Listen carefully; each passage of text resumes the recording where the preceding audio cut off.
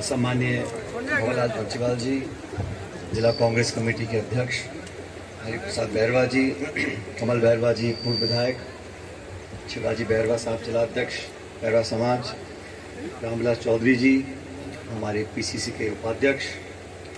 मनिंदर जी, हंसराज फागना जी, मंचासीन हमारे वकील साहब बैरवा जी, और आप सब लोग तो समाज के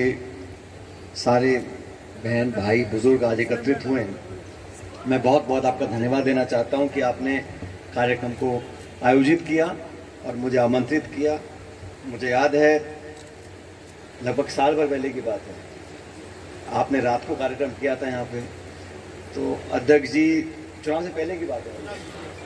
चुनाव से पहले तो अध्यक्ष जी के हाथ पैर ऐसे फूले रहते थे, तो हरी भाई के, तो साहब देख लो, ऐसे कर लो, वैसे कर लो। मैंने कहा इत्मीनान से रहो, शांति से रहो, अभी करा लो, जीत में दोबारा करा लेंगे। तो आप टेंशन ले रहे थे, तो मैंने कहा जो मन है आपका बोलो। और ये क्योंकि किसी व्यक्ति विशेष का कार्यक्रम नहीं है ना, ये व्यक्ति विशेष का इसमें कोई निजी स्वार्थ है, और समाज के नौजवानों को, समाज की गतिविधियों को प्रोत्साहित करने के लिए अगर इस प्रांगण का, इस भवन का, इस इमारत का इस्तेमाल होता है तो बहुत अच्छी बात है। और मैं पिछले 20-25 सालों में देख रहा हूँ बैरवा समाज के लोगों के अंदर जो जागरूकता बढ़ी है, पढ़ाई बढ़ी है, बच्चे बच्चियां बहुत आगे निकल गए हैं, और संगठित होकर समाज हित में क्या काम करने हैं इसकी जागरूकता और प्रेरणा, ये दोनों बहुत ज़रूरी हैं। और आज से कुछ समय पहले हालात कुछ और थे, लेकिन आज बहुत कुछ तब्दील हुआ है, और मुझे खुशी है कि इस कार्यक्रम में अलग अलग जो समितियां बनी हैं, अलग अलग संगठन बने हैं, सब मिलकर इस काम को करते हैं। और टोंक जिले के अंदर, समाज के अंदर और जो विकास करने की अभी संभावनाएं हैं, उसमें हम लोग कोई कसर नहीं छोड़ेंगे। मैं हर जब कार्यक्रम में जाता हूं, हरि प्रसाद जी बैठे हैं, अलग से मैंने कहा कि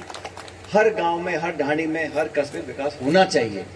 लेकिन हमारे जो आदिवासी, दलित, गरीब तबके के जो जहां लोग मकान और उनका निवास है, वहां तक विकास शायद कुछ कम पहुंचा हो, तो उसको पूरा करने के लिए जो कुछ भी संसाधन या जो भी प्रशासनिक कार्रवाई करनी है उसको हम करते रहेंगे। मैं चाहता हूं कि क्योंकि इस कार्यक्रम में आपने मुझे जोड़ा है पिछले साल 2 साल से, तो इस पूरी संस्था का, इस प्रांगण का सोच समझकर विकसित उसका होना बहुत ज़रूरी है। ऐसे हम लोग संसाधन लगाएं, कमरे निर्माण कर दें, चिनाई कर दें और छोड़ दें, उसका नहीं। इन कमरों में, इस बिल्डिंग के अंदर उसका इस्तेमाल क्या होता है, जो बच्चे बच्चियां शिक्षित हैं, जो कंपटीशन में बैठ सकते हैं, उनके लिए गुणवत्ता वाली कोचिंग यहाँ मिले, बजनस्पत उनको जयपुर जाना पड़े, इस बारे में हमको सोचना चाहिए। उनके रहने के लिए व्यवस्था हो, जो गांव में रहते हैं 20-50-100 किलोमीटर दूर, वो आकर यहाँ पर रह सकें, एक हॉस्टल यहाँ बन जाए, उनकी कोचिंग यहाँ पर हो जाए। सामाजिक कार्यक्रमों में समाज में जो कमियाँ हैं उस पर हम बैठकर सोचें कि हम कैसे इससे आगे निकल सकते हैं। बहुत सारे सुधार के काम हो सकते हैं, लेकिन मैं चाहता हूँ कि इस बिल्डिंग का, इस प्रांगण का एक सोच समझकर आप लोग रूपरेखा बनाएं, उसके इस्तेमाल के लिए आगे की योजना बनाएं, और उसको पूरा करने के लिए